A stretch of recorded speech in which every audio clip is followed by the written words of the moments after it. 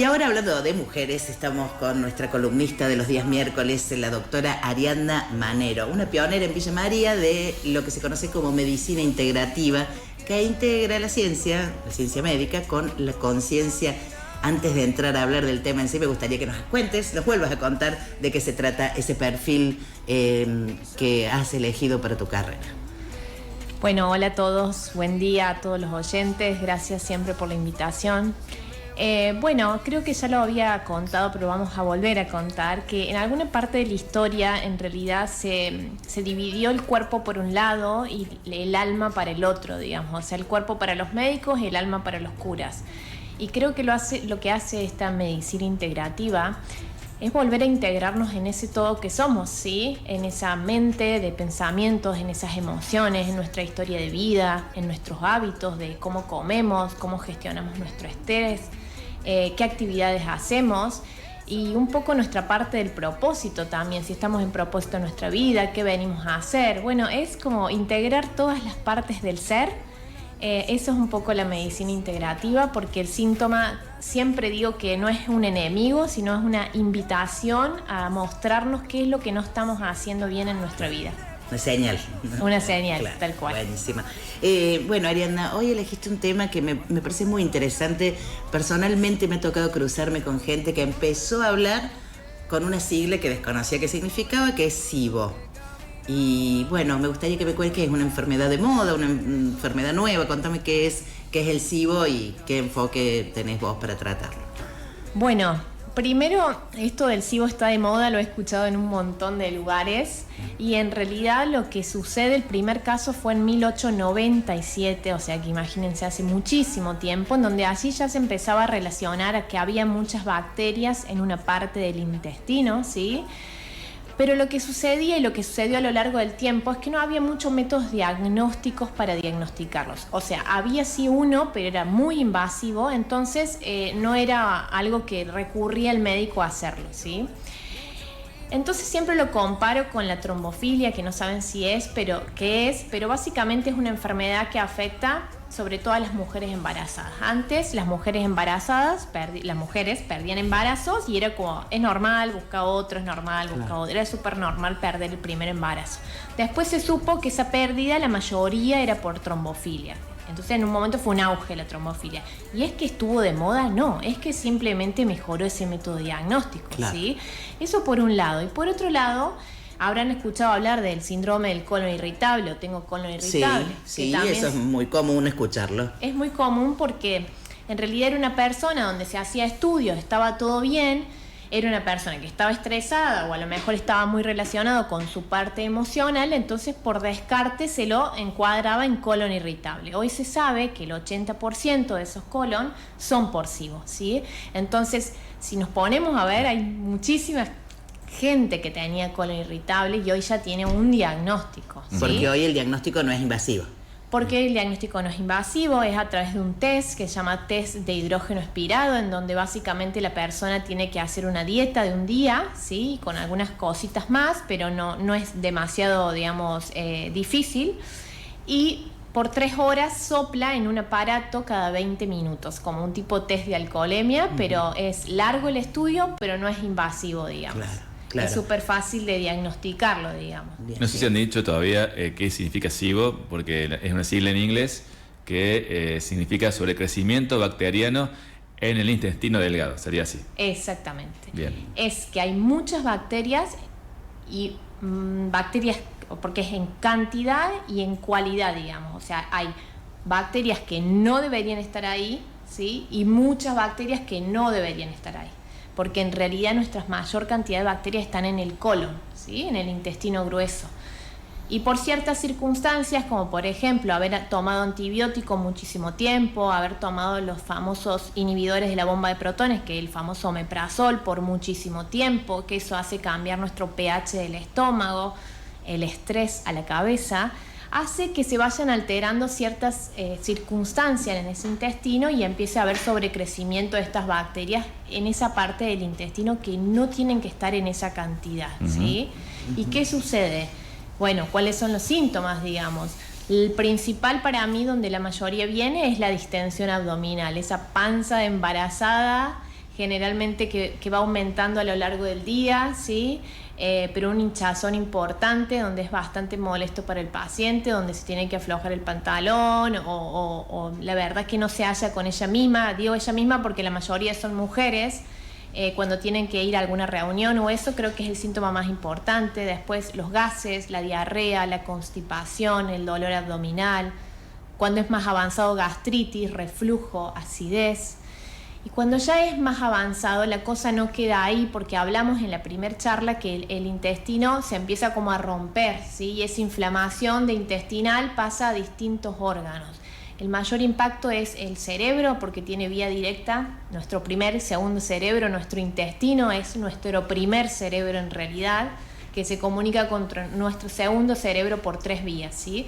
Entonces, por supuesto que todo lo emocional va a ir a impactar ahí, ¿sí? En mi digestión, en si me distiendo, en si tengo diarrea, porque tiene más neuronas que la médula espinal nuestro intestino, ¿sí?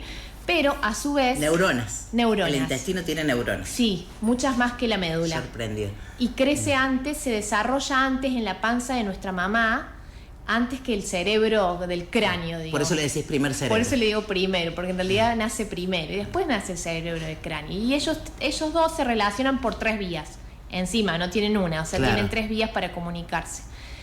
Y como les contaba, que la inflamación y los síntomas no quedan ahí, sino que empiezan a aparecer síntomas de cansancio, es el síntoma más frecuente que veo, de ansiedad, síntomas de la piel como dermatitis, síntomas como vulvovaginitis, o sea, problemas de que las mujeres tienen como cándidas a repetición en la vagina. Bueno, todo eso se relaciona con un SIBO de larga data, digamos.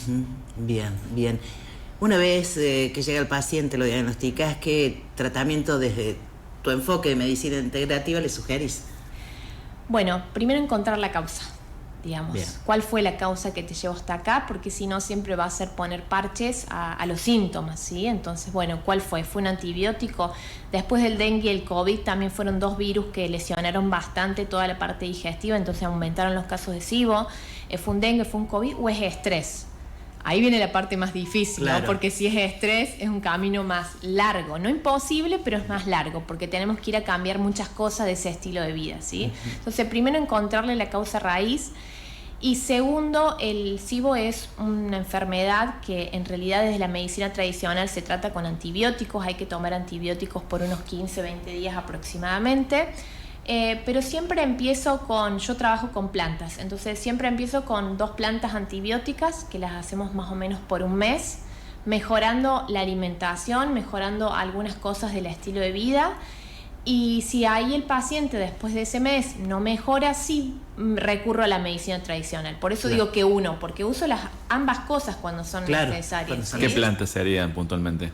Uso mucho el aceite de orégano, no cualquier aceite de orégano, sino específicamente uno que es específico la concentración de antibiótico que tiene para SIBO. El orégano tiene propiedades antibióticas, pero elaborado en aceite de una manera determinada para que esté concentrado. Sí, exactamente. El carbacrol es la sustancia que tiene activa de antibiótico y la berberina otra planta. Esas dos. Bien, eso lo suministras vos en el caso de que sea...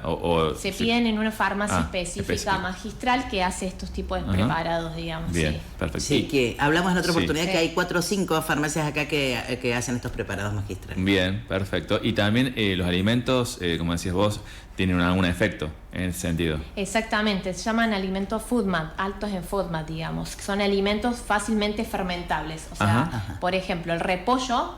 yo lo como y si tengo SIBO voy a tener muchísimos más gases que un alimento como una naranja, ¿sí? Entonces toda esa lista de alimentos que son fácilmente fermentables son las que uno saca hasta que el paciente mejore, digamos. Bien. ¿Sí?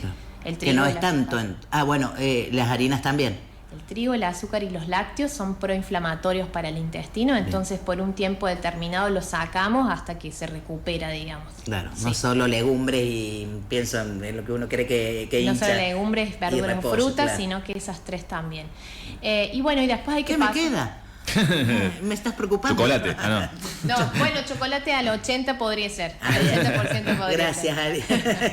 Estaba muy preocupada. Es volver a aprender a comer. Es un camino de autoconocimiento que es de ida. Después las personas vienen así y me dicen que me queda, pero después de pasarlo lo eligen porque es tanto el bienestar que se siente que ya lo eligen por sus propios medios, digamos. ¿sí? Claro. Y después no hay que quedarse solo con antibióticos, y siempre les digo a mis pacientes que hay que tener paciencia porque es un intestino que a lo mejor hace, no sé, 10 años que tiene SIBO o 5 años que está roto, ¿sí? Entonces no va a sanar de un mes a otro, ¿sí? Claro. Requiere su tiempo. Entonces después del antibiótico ponemos bastantes probióticos, que son bacterias benéficas para el intestino, y después reparamos mucosas. Así lo hago yo. Se puede hacer del último al primero, depende de cada persona, digamos, claro. no lo hago siempre igual, pero básicamente es antibióticos, probióticos y reparar mucosas. Yo soy ignorante en el tema. ¿Qué sería, por ejemplo, un probiótico y la última etapa? Un probiótico es una bacteria benéfica que uno puede comprar en una farmacia o en una dietética, digamos, ¿sí? Que esas bacterias benéficas tienen muchas funciones en nuestro intestino, antiinflamatorias, mejoran nuestra capacidad de memoria, por ejemplo, es las que se encargan de absorber vitaminas, minerales, que muchas veces las tenemos como disminuidas, ¿sí? Entonces, cuando yo hago un tratamiento antibiótico, vuelvo a repoblar el intestino de buenas bacterias para que haya ahora una buena siembra, digamos, ¿sí? ¿Se puede encontrar probióticos en los alimentos?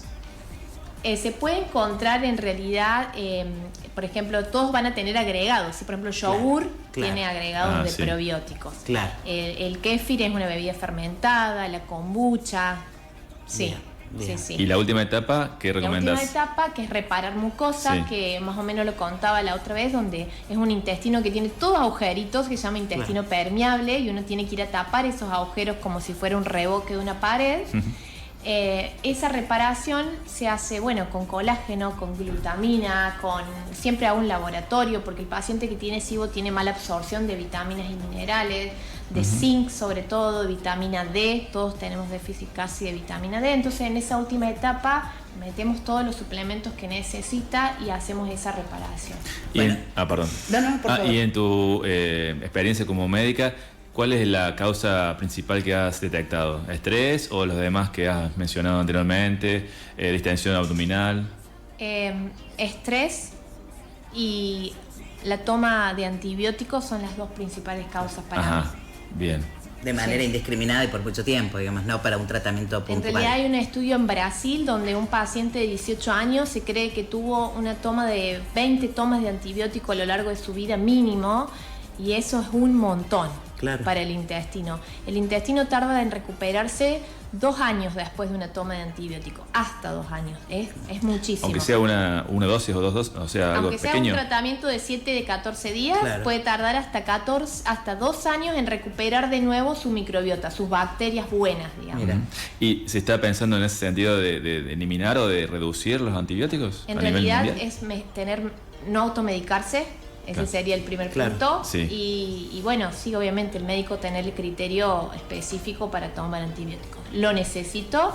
Bueno, hoy se sabe que hay que sumar un probiótico al mismo momento que tomo antibióticos para que ese daño no sea tan grande, digamos. Ariadna Manero, médica que enfoca sus tratamientos desde la medicina integrativa, que integra ciencia y conciencia. Terminaste con el tema de los suplementos, me parece que es algo que nos abre una puerta para lo del miércoles que viene. Hacemos eso el miércoles que viene. Dale, muchas gracias, doctora. Ha sido un gusto, como siempre, escucharla.